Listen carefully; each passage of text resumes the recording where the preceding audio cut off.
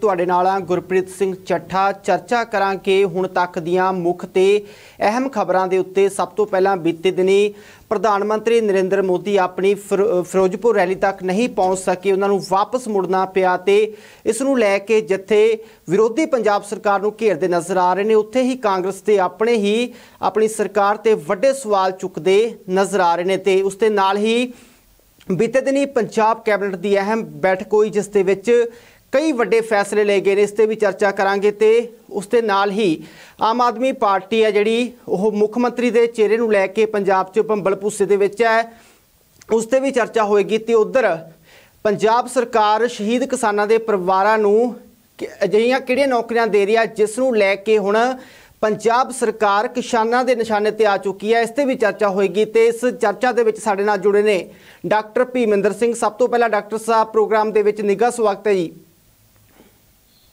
बहुत बहुत शुक्रिया, मेहरबानी, धन्यवाद गुरप्रीत जी। सब तो पहला डॉक्टर साहब, जिस तरह प्रधानमंत्री नरेंद्र मोदी नूं कल वापस मुड़ना पिया, उसनूं लैके भगवंत मान की गल करिए जां सुनील जाखड़ ने जिहड़े वो भी अपनी सरकार ते जिहड़े वड्डे सवाल चुकते नज़र आ रहे हैं, तो उन्होंने किते ना किते चिंता जाहिर की है कि उन्होंने चिंता जायज़ है। बिल्कुल, देखो जिस किस्म का कल उत्थे खलारा पिया प्रधानमंत्री जी की रैली दे विच या कह दईए कि बीजेपी की रैली दे विच, ओह पहली गल तां कि काफ़ी दुर्भागपूर्ण कहा जा सकता है। और जो असी दूजा पासा वेखते हैं सारी घटना का, तो ये सियासत हुंदी ज़्यादा नज़र आ रही है। ये बीजेपी भी सियासत कर रही है और कांग्रेस भी सियासत कर दी है। और आपां नूं भी पता है कि क्योंकि इस वेले चोणां दा माहौल पक्या होया है और बीजेपी ये दोष ला रही है कि ये जिहड़ा हैगा जान बुझ के कांग्रेस के द्वारा किया गया। और कांग्रेस ये कह रही है कि उन्हां दे चन्नी साहब ने जिहड़ा कहा है कि उन्हां कोल इकट्ठ नहीं होया और कुर्सियां सारियां खाली सीगियां, इस करके फ्लॉप शो सीगा और उस फ्लॉप शो नूं कांग्रेस दे सिर मढ़िया जा रहा है। पर दूजे पासे आपां वेखदे हां कि ये जिहड़ियां सियासी पार्टियां ने इस अपनी कशमकश दे विच पंजाब नूं झोकना चाहुंदियां ने, पंजाब दे लोकां नूं झोकना चाहुंदियां ने। क्योंकि कोई कह रहा है जी इत्थे राष्ट्रपति राज लगा दो।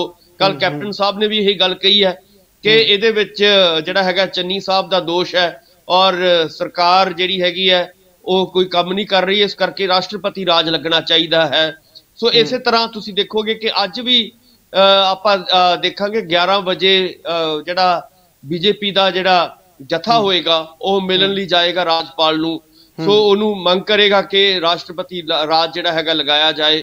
सो कहने का मतलब है कि सारा चीज जिहड़ा हैगा सियासत करके, क्योंकि चोणां नेड़े ने और चोणां दा लाभ लैण दी कोशिश की जा रही है और वोटां दा पोलराइजेशन जिहड़ा हैगा उहनूं करन दी कोशिश है कि किवें वध तों वध वोटां पाईआं जा सकन।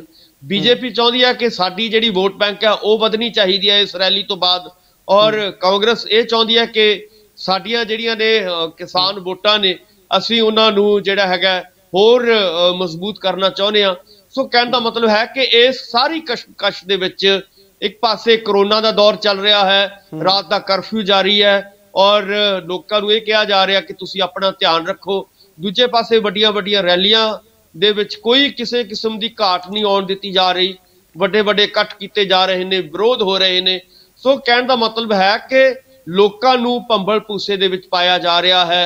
और आपां ने देखिआ कि पिछले दिनां दे विच स्कूल बंद किए गए, विद्यार्थी बेचारे उन्हां दी जिहड़ी हैगी है एजुकेशन तबाह हो रही है, कॉलेज बंद किए गए, यूनीवर्सिटियां बंद करन दे ऑर्डर दिते गए। और दूजे पासे इदां दी रैलियां दे विच दिखाया जा रहा कि वध तों वध इकट्ठ कीता जाए, बसां भर के आ रही ने। सो कहण दा मतलब है कि सारियां चीज़ां वोट बैंक नूं ध्यान विच रख के कीतियां जा रही ने और जिहड़ियां विरोधी पार्टियां ने वो भी एक दूजे दे उत्ते इसलिए निशाना साध रही ने ताकि वोट बैंक जिहड़ा है उन्हां दा ना खिसके। और इस तरह तुसीं देखोगे कि जिहड़ियां विचों विरोधी आवाज़ां आ रही ने, खास तौर पर तुसीं जाखड़ साहब का जिक्र किया है और इस तरह तुसीं राणा गुरजीत की आपां जदों गल करदे हां उन्होंने भी गृह मंत्री दे पंजाब दे गृह मंत्री रंधावा साहब ने उन्होंने उत्ते और डीजीपी दे उत्ते वड्डे सवाल चुके ने। सो इस तरह अपनी पार्टी दे जिहड़े लोक ने जे उहदे पंजाब दी कांग्रेस दे विच अनुशासन नहीं है तो लाजमी तौर ते इहदा मतलब है कि पंजाब दी कांग्रेस ਆਪਸ ਦੇ ਵਿੱਚ ਪਾਟੋ ਤਾਪ ਜਿਹੜੀ ਹੈਗੀ ਆ ਉਹਦੀ ਸ਼ਿਕਾਰ ਹੋ ਚੁੱਕੀ ਹੈ ਜੀ ਗੁਰਪ੍ਰੀਤ ਜੀ। ਜੇ ਡਾਕਟਰ ਸਾਹਿਬ ਆਪਾਂ ਰਾਜਨੀਤੀ ਤੋਂ ਉੱਪਰ ਉੱਠ ਕੇ ਗੱਲ ਕਰੀਏ ਤਾਂ ਜਿਸ ਤਰ੍ਹਾਂ ਪ੍ਰਧਾਨ ਮੰਤਰੀ ਦੀ ਗੱਲ ਕਰੀਏ, ਮੁੱਖ ਮੰਤਰੀ ਦੀ ਇੱਕ ਸੰਵਿਧਾਨਕ ਅਹੁਦੇ ਨੇ।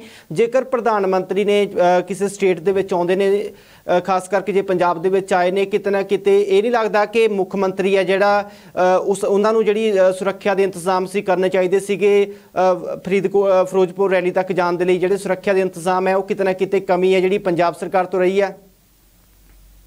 ਬਿਲਕੁਲ, ਉਹ ਕੋਈ ਕਮੀ ਕੋਈ ਇਹ ਨਹੀਂ ਕਿ ਇਦਾਂ ਹੀ ਰਹਿ ਗਈ, ਉਹ ਬਿਲਕੁਲ ਬਕਾਇਦਾ ਪਲੈਨਿੰਗ ਦੇ ਤੌਰ ਤੇ ਹੀ ਹੋਈ ਹੈ। ਇਹ ਨਹੀਂ ਹੈ ਕਿ ਉਹਨਾਂ ਨੇ ਕੋਈ ਐਵੇਂ ਇਹ ਜਿਹੜਾ ਹੈਗਾ ਜਦੋਂ ਪ੍ਰਧਾਨ ਮੰਤਰੀ ਆਉਂਦਾ ਹੈ ਤਾਂ 2 ਜਾਂ 3 ਰਸਤੇ ਉਹਦੇ ਲਈ ਸੁਰੱਖਿਅਤ ਰੱਖੇ ਜਾਂਦੇ ਨੇ। ਚਾਹੇ ਉਹ ਜਦੋਂ ਪਤਾ ਲੱਗ ਗਿਆ ਸੀਗਾ ਕਿ ਹਵਾਈ ਜਹਾਜ਼ ਦੇ ਰਾਹੀਂ ਉਹ ਨਹੀਂ ਜਾ ਸਕਦੇ ਕਿਉਂਕਿ ਮੌਸਮ ਖਰਾਬ ਹੋ ਚੁੱਕਿਆ ਸੀਗਾ, ਅਚਾਨਕ ਉਹਨਾਂ ਨੂੰ ਆਪਣਾ ਪ੍ਰੋਗਰਾਮ ਬਦਲਣਾ ਪਿਆ, ਤਾਂ ਲਾਜ਼ਮੀ ਤੌਰ ਤੇ ਚੰਨੀ ਸਾਹਿਬ ਦੀ ਡਿਊਟੀ ਬਣਦੀ ਸੀ, ਮੁੱਖ ਮੰਤਰੀ ਸਾਹਿਬ ਦੀ ਡਿਊਟੀ ਬਣਦੀ ਹੈ, ਗ੍ਰਹਿ ਮੰਤਰੀ ਸਾਹਿਬ ਦੀ ਵੀ ਡਿਊਟੀ ਬਣਦੀ ਹੈ, ਡੀਜੀਪੀ ਸਾਹਿਬ ਦੀ ਵੀ ਇੱਕ ਜ਼ਿੰਮੇਵਾਰੀ ਬਣਦੀ ਹੈ ਕਿ ਪ੍ਰਧਾਨ ਮੰਤਰੀ ਜੇਕਰ ਆਉਂਦੇ ਨੇ ਤਾਂ ਲਾਜ਼ਮੀ ਤੌਰ ਤੇ ਉਹਨਾਂ ਨੂੰ ਸੁਰੱਖਿਅਤ ਰਸਤੇ ਜਿਹੜੇ ਸੀ ਉਹ ਲੰਘਾਇਆ ਜਾਂਦਾ। ਸੋ ਕਹਿਣ ਦਾ ਮਤਲਬ ਹੈ ਕਿ ਇਹ ਕਿਤੇ ਨਾ ਕਿਤੇ ਇਹ ਜਾਣਬੁੱਝ ਕੇ ਕਰਨ ਦੀ ਕੋਸ਼ਿਸ਼ ਜ਼ਰੂਰ ਹੈ, ਕਿਉਂਕਿ ਉਹ ਦੱਸਣਾ ਚਾਹੁੰਦੇ ਨੇ ਕਿ ਅਸੀਂ ਕਿਸਾਨਾਂ ਦੇ ਨਾਲ ਖੜੇ ਹਾਂ, ਅਸੀਂ ਕਿਸਾਨਾਂ ਦੇ ਉੱਤੇ ਨਾ ਅਸੀਂ ਲਾਠੀਆਂ ਮਾਰ ਸਕਦੇ ਹਾਂ, ਨਾ ਉਹਨਾਂ ਨੂੰ ਪਰੇ ਕਰ ਸਕਦੇ ਹਾਂ। ਉਹਨਾਂ ਨੇ ਬਕਾਇਦਾ ਬਿਆਨ ਹੈ ਚੰਨੀ ਸਾਹਿਬ ਦਾ। ਸੋ ਕਹਿਣ ਦਾ ਮਤਲਬ ਹੈ ਕਿ ਇਦਾਂ ਦੇ ਬਿਆਨ ਜਦੋਂ ਤੁਸੀਂ ਦਿੰਦੇ ਹੋ ਤਾਂ ਇਹ ਨਹੀਂ ਹੈ ਕਿ ਤੁਸੀਂ ਕਿਸਾਨਾਂ ਨੂੰ ਰੋਕੋ, ਕਿਸਾਨਾਂ ਦਾ ਇੱਕ ਉਹਨਾਂ ਦਾ ਇੱਕ ਜਿਹੜਾ ਹੈਗਾ ਅਧਿਕਾਰ ਹੈ ਕਿ ਉਹ ਵਿਰੋਧ ਜਤਾ ਸਕਦੇ ਨੇ। ਪਰ ਇਹ ਤਾਂ ਚੰਨੀ ਸਾਹਿਬ ਨੇ ਦੇਖਣਾ ਕਿ ਜੇਕਰ ਇੱਕ ਰਸਤੇ ਦੇ ਉੱਤੇ ਕਿਸਾਨ ਖੜੇ ਨੇ ਜਾਂ ਉਹ ਆਪਣਾ ਧਰਨਾ ਦੇ ਰਹੇ ਨੇ ਤਾਂ ਲਾਜ਼ਮੀ ਤੌਰ ਤੇ ਕੋਈ ਦੂਸਰਾ ਰਸਤਾ ਉਹਨਾਂ ਨੂੰ ਦੇਖਣਾ ਚਾਹੀਦਾ ਸੀਗਾ। ਇਹ ਤਾਂ ਹੁੰਦਾ ਨਹੀਂ ਕਿ ਇੱਕੋ ਹੀ ਰਸਤੇ ਦੇ ਰਾਹੀਂ ਤੁਸੀਂ ਜਾ ਸਕਦੇ ਹੋ, ਕਈ ਰਸਤੇ ਤੁਹਾਨੂੰ ਜਿਹੜਾ ਹੈਗਾ ਸੇਫ ਸਾਈਡ ਜਿਹੜੀ ਹੈਗੀ ਹੈ ਉਹ ਰੱਖਣੀ ਪੈਂਦੀ ਹੈ। ਸੋ ਉਹ ਚੀਜ਼ ਉੱਥੇ ਜਿਹੜੀ ਹੈਗੀ ਆ ਚੂਕ ਜ਼ਰੂਰ ਹੋਈ ਹੈ।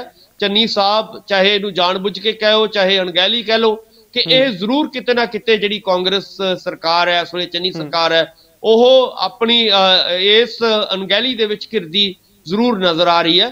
ਔਰ ਇਸੇ ਕਰਕੇ ਉਹਨਾਂ ਦੇ ਜਿਹੜੇ ਆਪਣੇ ਨੁਮਾਇੰਦੇ ਨੇ ਕਾਂਗਰਸ ਦੇ, ਚਾਹੇ ਜਾਖੜ ਸਾਹਿਬ ਹੋਣ ਚਾਹੇ ਰਾਣਾ ਗੁਰਜੀਤ ਹੋਰੀ ਹੋਣ, ਉਹ ਵੱਡੇ ਸਵਾਲ ਜਿਹੜੇ ਨੇ ਆਪਣੀ ਕਾਂਗਰਸ ਦੇ ਉੱਤੇ, ਆਪਣੀ ਸਰਕਾਰ ਦੇ ਉੱਤੇ ਚੁੱਕਦੇ ਨਜ਼ਰ ਆ ਰਹੇ ਨੇ। ਸੋ ਕਹਿਣ ਦਾ ਮਤਲਬ ਹੈ ਕਿ ਇਦਾਂ ਦੀ ਚੂਕ ਜਿਹੜੀ ਹੈਗੀ ਹੈ ਉਹ ਨਹੀਂ ਹੋਣੀ ਚਾਹੀਦੀ। ਔਰ ਦੂਜੀ ਵੱਡੀ ਗੱਲ ਹੈ ਜਿਹੜੀ ਬੀਜੇਪੀ ਇਸ ਚੂਕ ਦੇ ਰਾਹੀਂ ਸਿਆਸਤ ਕਰਦੀ ਨਜ਼ਰ ਆ ਰਹੀ ਹੈ, ਔਰ ਸਿਆਸਤ ਆਪਸ ਦੇ ਵਿੱਚ ਹੋਣੀ ਚਾਹੀਦੀ ਹੈ, ਨਾ ਕਿ ਉਹਦਾ ਖਮਿਆਜਾ ਜਿਹੜਾ ਹੈਗਾ ਪੰਜਾਬ ਦੇ ਲੋਕ ਭੁਗਤਣ। ਯਾਨੀ ਕਿ ਤੁਸੀਂ ਪੰਜਾਬ ਨੂੰ ਇਸ ਲਈ ਤੁਸੀਂ ਇੱਥੇ ਰਾਸ਼ਟਰਪਤੀ ਰਾਜ ਲਾਗੂ ਕਰਦੇ ਹੋ ਕਿ ਚੰਨੀ ਸਾਹਿਬ ਨੇ ਜਿਹੜੀ ਹੈਗੀ ਭੁੱਲ ਕੀਤੀ ਹੈ, ਸੋ ਉਹਦਾ ਖਮਿਆਜਾ ਪੰਜਾਬ ਦੇ ਲੋਕਾਂ ਨੂੰ ਨਹੀਂ ਭੁਗਤਣਾ ਚਾਹੀਦਾ। ਇਹਨਾਂ ਦੀ ਆਪਸੀ ਬਿਆਨਬਾਜ਼ੀ, ਆਪਸੀ ਸਿਆਸਤ ਜ਼ਰੂਰ ਹੋਵੇ, ਸਾਨੂੰ ਕੋਈ ਦਿੱਕਤ ਨਹੀਂ ਹੈ, ਪਰ ਜਦੋਂ ਉਹਦਾ ਖਮਿਆਜਾ ਤੁਸੀਂ ਜਦੋਂ ਭੁਗਤਣਾ ਚਾਹੁੰਦੇ ਹੋ ਕਿ ਸਜ਼ਾ ਕਿਹਨੂੰ ਦੇ ਰਹੇ ਹੋ? ਸਜ਼ਾ ਤੁਸੀਂ ਪੰਜਾਬ ਦੇ ਲੋਕਾਂ ਨੂੰ ਦੇ ਰਹੇ ਹੋ। ਪੰਜਾਬ ਦੇ ਲੋਕਾਂ ਨੂੰ ਦੇਣਾ ਤਾਂ ਕੀ ਸੀ? ਪ੍ਰਧਾਨ ਮੰਤਰੀ ਨੇ ਇੱਥੇ ਕਿਹਾ ਜਾ ਰਿਹਾ ਸੀਗਾ ਕਿ ਅਸੀਂ ਬਹੁਤ ਵੱਡੀਆਂ ਅਨਾਉਂਸਮੈਂਟਾਂ ਕਰਾਂਗੇ, ਤੁਹਾਡਾ ਕਰਜ਼ਾ ਮਾਫ ਕਰ ਦਾਂਗੇ, ਕਿਸਾਨੀ ਦਾ ਕਰਜ਼ਾ ਮਾਫ ਕਰ ਦਾਂਗੇ। ਅਫਵਾਹਾਂ ਇਦਾਂ ਦੀਆਂ ਫੈਲਾਈਆਂ ਗਈਆਂ, ਪਰ ਹੋ ਕੀ ਰਿਹਾ? ਹੋ ਇਹ ਰਿਹਾ ਕਿ ਇਸ ਬਿਨਾਂ ਦੇ ਉੱਤੇ ਕਿਉਂਕਿ ਚੰਨੀ ਸਾਹਿਬ ਨੇ ਉਹਨਾਂ ਨੂੰ ਰਸਤਾ ਨਹੀਂ ਦਿੱਤਾ, ਇਸ ਕਰਕੇ ਪੰਜਾਬ ਨੂੰ ਤੁਸੀਂ ਜਿਹੜਾ ਹੈਗਾ ਰਾਸ਼ਟਰਪਤੀ ਰਾਹ ਦੇ ਉੱਤੇ ਜਿਹੜਾ ਹੈਗਾ ਤੋਰ ਦਿਓ। ਸੋ ਕਹਿਣ ਦਾ ਮਤਲਬ ਹੈ ਕਿ ਇਹ ਨਿਰੀਪੁਰੀ ਜਿਹੜਾ ਹੈਗਾ ਪੰਜਾਬ ਦੇ ਲੋਕਾਂ ਨੂੰ ਜਾਣਬੁੱਝ ਕੇ ਇਦਾਂ ਦਾ ਜਿਹੜਾ ਹੈਗਾ ਛੜਯੰਤਰ ਦੇ ਵਿੱਚ ਫਸਾਇਆ ਜਾ ਰਿਹਾ ਹੈ। ਕਾਟੋ ਕਲੇਸ਼ ਇਹਨਾਂ ਦਾ ਆਪਣਾ ਹੈ, ਵੋਟਾਂ ਇਹਨਾਂ ਨੇ ਆਪਣੀਆਂ ਲੈਣੀਆਂ ਨੇ, ਸਿਆਸੀ ਪਾਰਟੀਆਂ ਨੇ, ਪਰ ਪੰਜਾਬ ਦੇ ਆਮ ਲੋਕ ਜਿਹੜੇ ਸਧਾਰਨ ਲੋਕ ਨੇ ਉਹਨਾਂ ਨੂੰ ਸਜ਼ਾ ਦੇਣ ਦੀ ਜਿਹੜੀ ਕੋਸ਼ਿਸ਼ ਕੀਤੀ ਜਾ ਰਹੀ ਹੈ ਬੀਜੇਪੀ ਦੇ ਰਾਹੀਂ ਜਾਂ ਕਾਂਗਰਸ ਦੇ ਰਾਹੀਂ, ਇਹ ਬਿਲਕੁਲ ਇੱਕ ਮਾੜੀ ਇੱਕ ਕੋਝੀ ਰਾਜਨੀਤੀ ਦੀ ਨਿਸ਼ਾਨੀ ਕਿਹਾ ਜਾ ਸਕਦਾ ਹੈ ਗੁਰਪ੍ਰੀਤ ਜੀ। ਤੇ ਜਿਸ ਤਰ੍ਹਾਂ ਚੋਣਾਂ ਨੇੜੇ ਆਉਂਦਿਆਂ ਜਿਹੜੀ ਕੈਬਨਿਟ ਮੀਟਿੰਗ ਹੋਈ ਹੈ ਕੱਲ ਬੀਤੀ ਰਾਤ ਚੰਨੀ ਸਰਕਾਰ ਦੀ, ਉਸ ਦੇ ਵਿੱਚ ਕਈ ਅਹਿਮ ਫੈਸਲੇ ਲਏ ਗਏ ਨੇ, ਤੇ ਇਹਨਾਂ ਨੂੰ ਕਿਵੇਂ ਦੇਖਦੇ ਹੋ? ਗੁਰਪ੍ਰੀਤ ਜੀ ਦੇਖੋ, ਇੱਕ ਪਾਸੇ ਕਾਂਗਰਸ ਸਰਕਾਰ ਜਦੋਂ ਬਾਕੀ ਪਾਰਟੀਆਂ ਵਾਅਦੇ ਕਰਦੀਆਂ ਨੇ, ਚਾਹੇ ਉਹ ਆਮ ਆਦਮੀ ਪਾਰਟੀ ਵਾਅਦੇ ਕਰੇ, ਉਹਨਾਂ ਨੇ ਵੀ ਕਿਹਾ ਸੀਗਾ ਕਿ ਅਸੀਂ ਹਜ਼ਾਰ ਰੁਪਇਆ ਮਹਿਲਾਵਾਂ ਨੂੰ ਦੇਵਾਂਗੇ। ਇਸੇ ਤਰ੍ਹਾਂ ਅਕਾਲੀ ਦਲ ਨੇ ਵੀ ਬੜੇ ਵੱਡੇ ਮਹਿਲਾਵਾਂ ਨਾਲ ਵਾਅਦੇ ਕੀਤੇ ਸੀਗੇ, ਨੌਜਵਾਨਾਂ ਨਾਲ ਵਾਅਦੇ ਕੀਤੇ ਸੀਗੇ। ਪਰ ਜਦੋਂ ਚੰਨੀ ਸਰਕਾਰ ਇਹ ਕਹਿੰਦੀ ਹੈ, ਕੈਬਨਿਟ ਸਰਕਾਰ ਪਾਸ ਕਰਦੀ ਹੈ ਕੈਬਨਿਟ ਦੇ ਵਿੱਚੋਂ ਕਿ ਅਸੀਂ ਹਜ਼ਾਰ ਰੁਪਇਆ ਹਰ ਬਜ਼ੁਰਗ ਨੂੰ ਦੇਣਾ ਹੈ ਔਰ ਚੋਣਾਂ ਤੋਂ ਪਹਿਲਾਂ ਦੇਣਾ ਹੈ, ਇਹਦਾ ਮਤਲਬ ਕਿਤੇ ਨਾ ਕਿਤੇ ਵੋਟਾਂ ਨੂੰ ਖਰੀਦਣ ਦੀ ਜਿਹੜੀ ਹੈਗੀ ਹੈ ਕੋਸ਼ਿਸ਼ ਦੇ ਵਿੱਚ ਹੈ। ਔਰ ਜਿਉਂ-ਜਿਉਂ ਇਹ ਹਜ਼ਾਰ ਰੁਪਇਆ ਜਾਏਗਾ ਤਾਂ ਇੱਥੋਂ ਹੀ ਲੱਗਦਾ ਹੈ ਕਿ ਹਰ ਹਾਲਤ ਦੇ ਵਿੱਚ ਚੰਨੀ ਸਰਕਾਰ ਪੈਸੇ ਦੇ ਰਾਹੀਂ ਆਪਣਾ ਜਿਹੜਾ ਹੈਗਾ ਸਰਕਾਰੀ ਖਜ਼ਾਨੇ ਦੇ ਰਾਹੀਂ ਵੋਟਾਂ ਖਰੀਦਣ ਦੀ ਕੋਸ਼ਿਸ਼ ਕਰੇਗੀ ਔਰ ਉਹ ਕਰ ਵੀ ਰਹੀ ਹੈ। ਹਜ਼ਾਰ ਰੁਪਇਆ ਉਹਨਾਂ ਨੇ ਕਿਹਾ ਕਿ ਅਸੀਂ ਪੈਨਸ਼ਨ ਦੇ ਤੌਰ ਤੇ ਹਰ ਬਜ਼ੁਰਗ ਦੇ ਖਾਤੇ ਦੇ ਵਿੱਚ ਪਾਵਾਂਗੇ। ਇਸ ਤੋਂ ਇਲਾਵਾ ਹੋਰ ਵੀ ਜਿਹੜੇ ਵੱਡੇ ਉਹਨਾਂ ਨੇ ਐਲਾਨ ਕੀਤੇ ਨੇ ਔਰ ਇਹ ਵੀ ਕਿਹਾ ਹੈ ਕਿ ਜਿਹੜਾ ਐਸਸੀ ਐਕਟ ਹੈ ਉਸ ਨੂੰ ਵੀ ਕੋਸ਼ਿਸ਼ ਕੀਤੀ ਹੈ ਕਿ ਜਿੰਨੀ ਪਰਸੈਂਟੇਜ ਉਹਨਾਂ ਦੀ ਹੈ, ਮੰਨ ਲਓ ਉਹਨਾਂ ਨੇ ਕਿਹਾ ਕਿ 32% ਨੇ ਐਸਸੀ ਭਾਈਚਾਰਾ ਜਿਹੜਾ ਹੈਗਾ ਉਹਦੇ ਜਿਹੜਾ ਹੈਗਾ ਬਜਟ ਦੇ ਵਿੱਚ 32% ਉਹਨਾਂ ਦੇ ਭਲਾਈ ਦੇ ਲਈ ਰੱਖਿਆ ਜਾਵੇ। ਇਹ ਚੰਗੀ ਗੱਲ ਹੈ, ਪਰ ਇਹ ਕਦੋਂ ਰੱਖਿਆ ਜਾਏਗਾ? ਕਿਉਂਕਿ ਬਜਟ ਤਾਂ ਆਪਾਂ ਨੂੰ ਵੀ ਪਤਾ ਹੈ ਕਿ ਖਜ਼ਾਨਾ ਤਾਂ ਖਾਲੀ ਨਜ਼ਰ ਆ ਰਿਹਾ ਹੈ। 3 ਲੱਖ ਕਰੋੜ ਰੁਪਏ ਦਾ ਕਰਜ਼ਾ ਹੈ ਪੰਜਾਬ ਦੇ ਉੱਤੇ ਔਰ ਵੱਡੀ ਰਕਮ ਹੈ ਉਹ ਇਸ ਵਿਆਜ ਦੇ ਉੱਤੇ ਹੀ ਖਰਚ ਕੀਤੀ ਜਾ ਰਹੀ ਹੈ। ਸੋ ਕਹਿਣ ਦਾ ਮਤਲਬ ਹੈ ਕਿ ਇਹ ਸਾਰੀ ਜਿਹੜੀ ਪਲੈਨਿੰਗ ਹੈ, ਇਹ ਸਾਰਾ ਕੁਝ ਜਿਹੜਾ ਹੋ ਰਿਹਾ ਹੈ, ਕੈਬਨਿਟ ਮੀਟਿੰਗਾਂ ਜਿਹੜੀਆਂ ਹੋ ਰਹੀਆਂ ਨੇ ਉਹ ਵੋਟਾਂ ਨੂੰ ਧਿਆਨ ਵਿੱਚ ਰੱਖ ਕੇ ਹੋ ਰਹੀਆਂ ਨੇ। ਉਹਦੇ ਵਿੱਚ ਪੰਜਾਬ ਦੇ ਲੋਕਾਂ ਦਾ ਭਲਾ ਘੱਟ ਹੈ, ਸਗੋਂ ਵੋਟ ਬੈਂਕ ਨੂੰ ਜਿਹੜਾ ਹੈਗਾ ਜ਼ਿਆਦਾ ਤਵੱਜੋ ਦਿੱਤੀ ਜਾ ਰਹੀ ਹੈ। ਸੋ ਉਮੀਦ ਹੈ ਕਿ ਇਹਦੇ ਨਾਲ ਪੰਜਾਬ ਦੇ ਖਜ਼ਾਨੇ ਦੇ ਉੱਤੇ ਹੋਰ ਜ਼ਿਆਦਾ ਬੋਝ ਪਏਗਾ ਔਰ ਤੁਸੀਂ ਦੇਖੋਗੇ ਕਿ ਪੰਜਾਬ ਹੋਰ ਕਰਜ਼ਈ ਹੋਏਗਾ ਔਰ ਕਰਜ਼ਈ ਹੋਣ ਕਰਕੇ ਆਪਾਂ ਨੂੰ ਵੀ ਪਤਾ ਹੈ ਕਿ ਜੇਕਰ ਪੰਜਾਬ ਦੀ ਇਕਨੋਮੀ ਡਾਊਨ ਜਾਂਦੀ ਹੈ ਤਾਂ ਲਾਜ਼ਮੀ ਤੌਰ ਤੇ ਉਹਦੇ ਨਾਲ ਪੰਜਾਬ ਦਾ ਜਿਹੜਾ ਹੈਗਾ ਨੁਕਸਾਨ ਹੋਣ ਦੀਆਂ ਸੰਭਾਵਨਾਵਾਂ ਨੇ। ਪੰਜਾਬ ਆਉਣ ਵਾਲੇ ਦਿਨਾਂ ਦੇ ਵਿੱਚ ਤੁਸੀਂ ਦੇਖੋਗੇ ਕਿ ਜੇਕਰ ਆਮਦਨ ਨਹੀਂ ਵੱਧਦੀ ਪੰਜਾਬ ਦੀ, ਜੇਕਰ ਸਾਰਾ ਖਜ਼ਾਨਾ ਜਿਹੜਾ ਹੈਗਾ ਇਸੇ ਤਰ੍ਹਾਂ ਲੁਟਾਇਆ ਜਾਏਗਾ ਤਾਂ ਆਉਣ ਵਾਲੇ ਦਿਨਾਂ ਦੇ ਵਿੱਚ ਤਨਖਾਹਾਂ ਦੇਣੀਆਂ ਵੀ ਸਰਕਾਰ ਨੂੰ ਔਖੀਆਂ ਹੋ ਸਕਦੀਆਂ ਨੇ। ਜਿਹੜੀ ਨਵੀਂ ਸਰਕਾਰ ਆਏਗੀ ਉਹਦੇ ਉੱਤੇ ਕਾਫੀ ਜਿਹੜਾ ਹੈਗਾ ਬਰਡਨ ਪਏਗਾ ਔਰ ਕਾਫੀ ਸਮੱਸਿਆਵਾਂ ਆ ਸਕਦੀਆਂ ਨੇ ਗੁਰਪ੍ਰੀਤ ਜੀ। ਤੇ ਜਿਸ ਤਰ੍ਹਾਂ ਚੋਣਾਂ ਨੇੜੇ ਆਉਂਦਿਆਂ ਹੀ ਹੁਣ ਜਿਹੜੀ ਹਰੇਕ ਕਮਿਊਨਿਟੀ ਹੈ ਉਹਨੂੰ ਕਿਤੇ ਨਾ ਕਿਤੇ ਸਿਆਸੀ ਪਾਰਟੀ ਆਪਣੇ ਵੱਲ ਖਿੱਚਣ ਦਾ ਯਤਨ ਕਰ ਰਹੀਆਂ ਨੇ।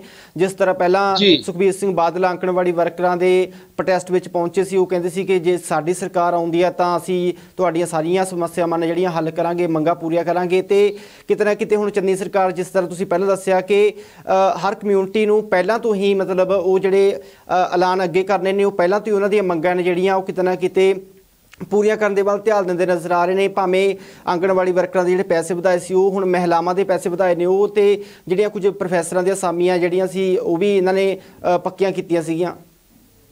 ਜੀ ਬਿਲਕੁਲ, ਦੇਖੋ ਇਹ ਹੁਣ ਪੱਕੀਆਂ ਤਾਂ ਕਰ ਰਹੇ ਨੇ ਪਰ ਜਿਹੜਾ ਪੱਕਾ ਕੰਮ ਕਰਨਾ ਚਾਹੀਦਾ ਸੀਗਾ, ਜਿਹੜਾ ਅੱਜ ਤੋਂ 4 ਸਾਲ ਪਹਿਲਾਂ ਕੰਮ ਹੋਣਾ ਚਾਹੀਦਾ ਸੀਗਾ, ਉਹ ਐਨ ਨੇੜੇ ਆ ਕੇ ਯਾਨੀ ਕਿ ਇੱਕ ਕਿਸਮ ਦਾ ਗੋਂਗਲੂਆਂ ਤੋਂ ਮਿੱਟੀ ਝਾੜਨ ਦੀ ਕੋਸ਼ਿਸ਼ ਕੀਤੀ ਜਾ ਰਹੀ ਹੈ।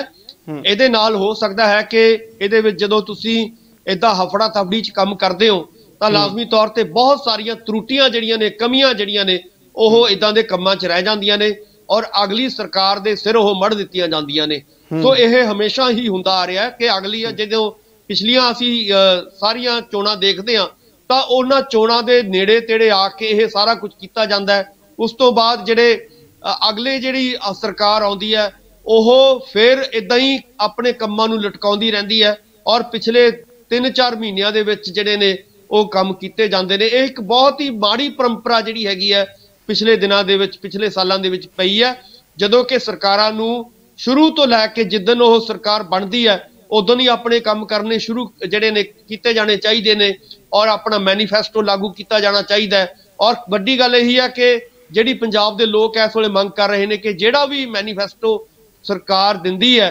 ਉਹ ਇੱਕ ਕਾਨੂੰਨੀ ਡਾਕੂਮੈਂਟ ਹੋਣਾ ਚਾਹੀਦਾ ਹੈ, ਉਹਦੇ ਉੱਤੇ ਕਾਨੂੰਨੀ ਜਿਹੜਾ ਹੈਗਾ ਕਾਰਵਾਈ ਕੀਤੀ ਜਾਣੀ ਬਣਦੀ ਹੈ। ਸੋ ਕਹਿਣ ਦਾ ਮਤਲਬ ਹੈ ਕਿ ਜੇਕਰ ਇਹ ਨਹੀਂ ਬਣਦਾ ਤਾਂ ਇਦਾਂ ਹੀ ਜਿਹੜੀਆਂ ਸਰਕਾਰਾਂ ਲੋਕਾਂ ਨੂੰ ਲਾਰੇ ਲੱਪੇ ਲਾ ਕੇ ਇਦਾਂ ਜਦੋਂ ਚੋਣਾਂ ਦਾ ਦੌਰ ਆਉਂਦਾ ਹੈ, ਚੋਣਾਂ ਦਾ ਸਮਾਂ ਆਉਂਦਾ ਹੈ, ਉਦੋਂ ਇਹ ਆਪਣਾ ਥੋੜਾ ਬਹੁਤ ਕੰਮ ਜ਼ਰੂਰ ਦਿਖਾਈ ਦਿੰਦੀਆਂ ਨੇ, ਕੰਮ ਕਰਦੀਆਂ। ਪਰ ਜੇਕਰ ਇਹ ਕੰਮ ਪਹਿਲਾਂ ਨਹੀਂ ਹੁੰਦੇ ਤਾਂ ਇਹਦੇ ਨਾਲ ਕੀ ਹੁੰਦਾ ਹੈ ਕਿ ਕੰਮ ਨਾਲੋਂ ਘੜਮ ਜ਼ਿਆਦਾ ਜਿਹੜਾ ਹੈਗਾ ਉਹ ਪੈਦਾ ਹੋ ਜਾਂਦਾ ਹੈ, ਯਾਨੀ ਕਿ ਮੁਸ਼ਕਲਾਂ ਜਿਹੜੀਆਂ ਨੇ ਆਉਣ ਵਾਲੀ ਅਗਲੀ ਸਰਕਾਰ ਨੂੰ ਪੈਦਾ ਹੋ ਜਾਂਦੀਆਂ ਨੇ। ਸੋ ਇਸ ਤੋਂ ਬਚਣ ਦੀ ਲੋੜ ਹੁੰਦੀ ਹੈ। ਸਗੋਂ ਪਹਿਲੇ ਦਿਨ ਤੋਂ ਹੀ ਜਦੋਂ ਸਰਕਾਰਾਂ ਬਣਦੀਆਂ ਨੇ ਉਦੋਂ ਤੋਂ ਇਹ ਕੰਮ ਜਿਹੜੇ ਨੇ ਹੋਣੇ ਚਾਹੀਦੇ ਨੇ, ਚਾਹੇ ਉਹ ਤਨਖਾਹਾਂ ਵਧਾਉਣ ਦਾ ਹੈ, ਚਾਹੇ ਪੋਸਟਿੰਗ ਦਾ ਹੋਵੇ, ਚਾਹੇ ਟੀਚਰਾਂ ਦੀ ਭਰਤੀ ਹੋਵੇ, ਪ੍ਰੋਫੈਸਰਾਂ ਦੀ ਭਰਤੀ ਹੋਵੇ, ਜਿਹੜੀ ਵੀ ਭਰਤੀ ਹੋਣੀ ਹੈ ਉਹ ਪਹਿਲਾਂ ਹੋਣੀ ਚਾਹੀਦੀ ਹੈ, ਨਾ ਕਿ ਆਖਰੀ ਮਹੀਨੇ ਦੇ ਵਿੱਚ। ਜੀ ਗੁਰਪ੍ਰੀਤ ਜੀ।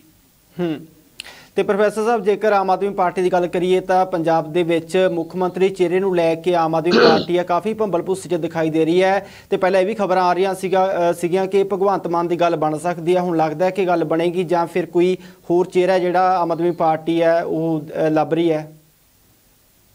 ਗੁਰਪ੍ਰੀਤ ਜੀ, ਆਮ ਆਦਮੀ ਪਾਰਟੀ ਲਗਾਤਾਰ ਜਿਹੜੀ ਹੈਗੇ ਪਿਛਲੇ ਵਾਰੀ ਵੀ ਉਹਨਾਂ ਨੇ ਵੱਡੀਆਂ ਗਲਤੀਆਂ ਇਹੀ ਕੀਤੀਆਂ ਸੀਗੀਆਂ ਕਿ ਉਹਨਾਂ ਨੇ ਆਪਣਾ ਮੁੱਖ ਮੰਤਰੀ ਦਾ ਚਿਹਰਾ ਨਹੀਂ ਸੀ ਐਲਾਨਿਆ, ਔਰ ਨਤੀਜਾ ਕੀ ਨਿਕਲਿਆ ਆਪਾਂ ਨੂੰ ਵੀ ਪਤਾ ਹੈ ਕਿ ਉਸ ਵੇਲੇ ਵੀ ਕਈ ਲੋਕ ਸੀਗੇ।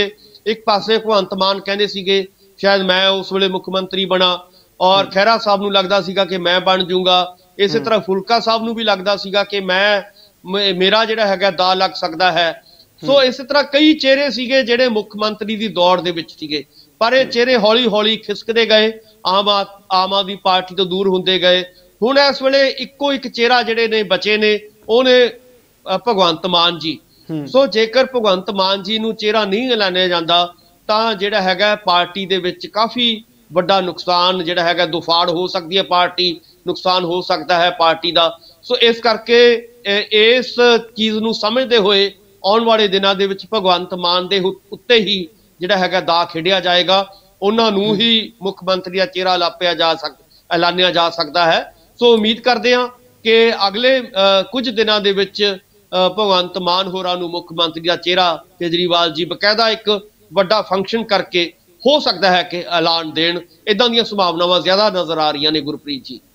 ਤੇ ਡਾਕਟਰ ਸਾਹਿਬ, ਫਿਰ ਇਸ ਦੇ ਵਿੱਚ ਜਿਹੜੀ ਦੇਰੀ ਹੋ ਰਹੀ ਹੈ ਉਹਦਾ ਕੀ ਕਾਰਨ ਹੈ? ਕਿਤੇ ਇਹ ਨਹੀਂ ਲੱਗਦਾ ਕਿ ਜਿਸ ਤਰ੍ਹਾਂ ਇਹ ਵੀ ਗੱਲਾਂ ਚੱਲ ਰਹੀਆਂ ਸੀਗੀਆਂ ਕਿ ਜਿਹੜਾ ਕਿਸਾਨ ਮੋਰਚਾ ਹੈ, ਕਿਸਾਨ ਸਮਾਜ ਮੋਰਚਾ ਜਿਹੜਾ ਰਾਜੇਵਾਲ ਹੁਣੀ ਉਹਨਾਂ ਨਾਲ ਸਮਝੌਤਾ ਕਰ ਸਕਦੇ ਨੇ ਆਮ ਆਦਮੀ ਪਾਰਟੀ, ਤੇ ਕਿਤੇ ਨਾ ਕਿਤੇ ਰਾਜੇਵਾਲ ਨੇ ਜਿਹੜੇ ਉਹ ਵੀ ਹੋ ਸਕਦੇ ਨੇ ਆਮ ਆਦਮੀ ਮਤਲਬ ਦੋਵੇਂ ਗੱਠਜੋੜ ਦੇ ਵਿੱਚੋਂ ਮੁੱਖ ਮੰਤਰੀ ਦੇ ਉਮੀਦਵਾਰ, ਇਸ ਲਈ ਦੇਰੀ ਹੋ ਰਹੀ ਹੈ, ਇਹ ਵੀ ਕਾਰਨ ਲੱਗਦੇ ਨੇ?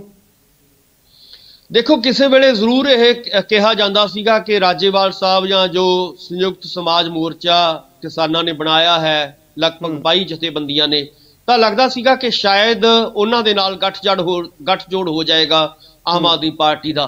ਪਰ ਉਹ ਕਿਸੇ ਕਾਰਨ ਉਹ ਜਿਹੜੀ ਇੱਕ ਸਮਝੌਤਾ ਸੀਗਾ ਉਹ ਸਿਰੇ ਨਹੀਂ ਚੜਿਆ, ਜਿਹਦੇ ਕਰਕੇ ਹੁਣ ਸੰਭਾਵਨਾਵਾਂ ਬਹੁਤ ਘਟ ਗਈਆਂ ਨੇ, ਕਿਉਂਕਿ ਸੰਯੁਕਤ ਸਮਾਜ ਮੋਰਚੇ ਦੇ ਵਿੱਚੋਂ ਹੀ ਇਦਾਂ ਦੀਆਂ ਆਵਾਜ਼ਾਂ ਉੱਠ ਰਹੀਆਂ ਨੇ ਕਿ ਸਾਨੂੰ ਇਕੱਲਿਆਂ ਚੋਣ ਲੜਨੀ ਚਾਹੀਦੀ ਹੈ, ਸਾਨੂੰ ਕਿਸੇ ਪਾਰਟੀ ਦੇ ਨਾਲ ਨਹੀਂ ਰਲਣਾ ਚਾਹੀਦਾ। ਔਰ ਜੇਕਰ ਰਾਜੇਵਾਲ ਇਕੱਲੇ ਹੋ ਕੇ ਇਦਾਂ ਦਾ ਫੈਸਲਾ ਲੈਂਦੇ ਨੇ ਤਾਂ ਉਮੀਦ ਹੈ ਕਿ ਰਾਜੇਵਾਲ ਸਾਹਿਬ ਦਾ ਵੀ ਵਿਰੋਧ ਹੋ ਸਕਦਾ ਹੈ ਕਿਸਾਨ ਮੋਰਚੇ ਦੇ ਰਾਹੀਂ।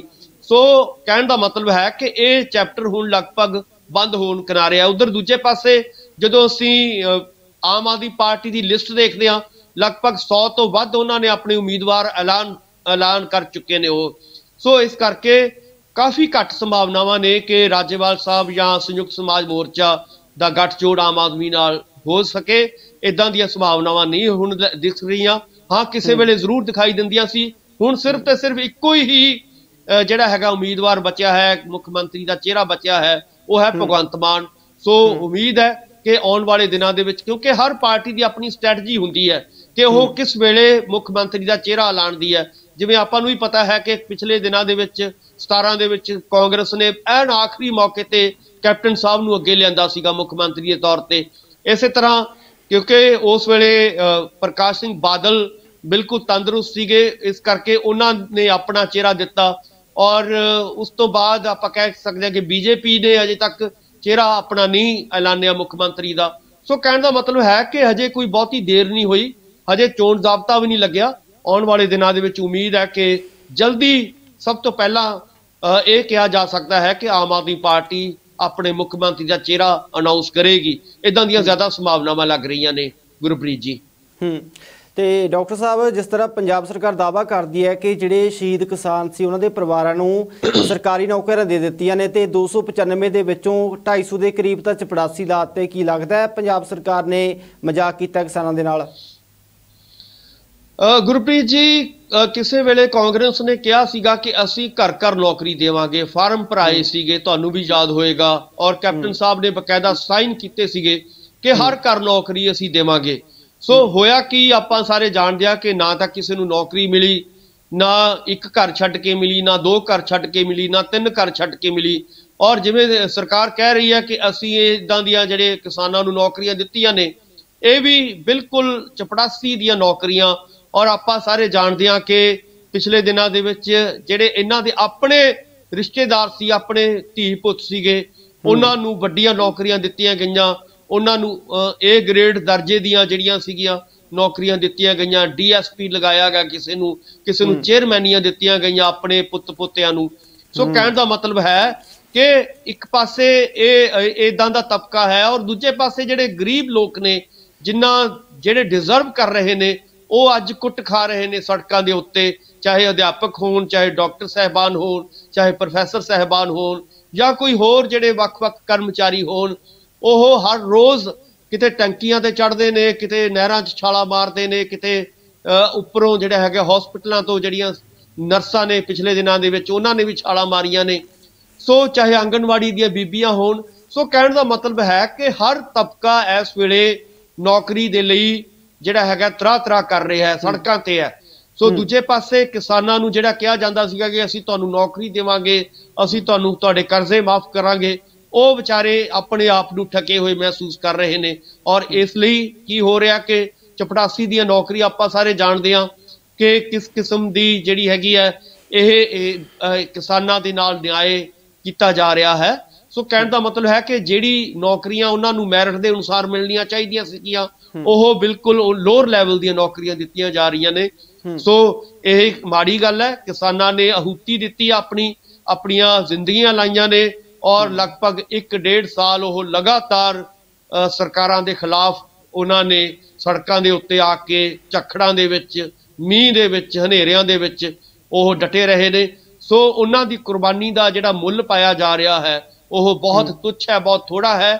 ਸੋ ਸਰਕਾਰ ਨੂੰ ਇਹਦੇ ਬਾਰੇ ਜ਼ਰੂਰ ਸੋਚਣਾ ਚਾਹੀਦਾ ਹੈ। ਔਰ ਜਿਹੜੇ ਬੰਦੇ, ਜਿਹੜੇ ਵੀ ਕਿਸਾਨਾਂ ਦੇ ਬੱਚੇ ਜਿਸ ਕਿਸਮ ਦੀ ਨੌਕਰੀ ਦੇ ਲਈ ਡਿਜ਼ਰਵ ਕਰਦੇ ਨੇ, ਉਹਨਾਂ ਨੂੰ ਮੈਰਿਟ ਦੇ ਅਨੁਸਾਰ ਜਿਹੜੀ ਹੈਗੀ ਹੈ ਜੌਬ ਮਿਲਣੀ ਚਾਹੀਦੀ ਹੈ, ਨਾ ਕਿ ਵਾਢਿਓ ਲਾ ਜਿਹੜਾ ਹੈਗਾ ਇਦਾਂ ਹੀ ਜਿਹੜਾ ਹੈਗਾ ਚਪੜਾਸੀ ਦੀ ਨੌਕਰੀ ਦੇ ਕੇ ਆਪਣਾ ਜਿਹੜਾ ਹੈਗਾ ਗੋਂਗਲੂਆਂ ਤੋਂ ਮਿੱਟੀ ਝਾੜਨ ਦੀ ਕੋਸ਼ਿਸ਼ ਕਰ ਰਹੀ ਹੈ ਕਾਂਗਰਸ ਸਰਕਾਰ। ਇਦਾਂ ਨਹੀਂ ਹੋਣਾ ਚਾਹੀਦਾ। ਗੁਰਪ੍ਰੀਤ ਜੀ ਬਹੁਤ ਬਹੁਤ ਧੰਨਵਾਦ ਤੁਹਾਡਾ ਡਾਕਟਰ ਸਾਹਿਬ। ਤੁਸੀਂ ਖਬਰਾਂ ਦੇ ਉੱਤੇ ਵਿਚਾਰ ਚਰਚਾ ਕੀਤੀ ਤੇ ਖਬਰ ਸਵੇਰ ਪ੍ਰੋਗਰਾਮ ਦੇ ਵਿੱਚ ਤੁਸੀਂ ਸ਼ਾਮਲ ਹੋਏ।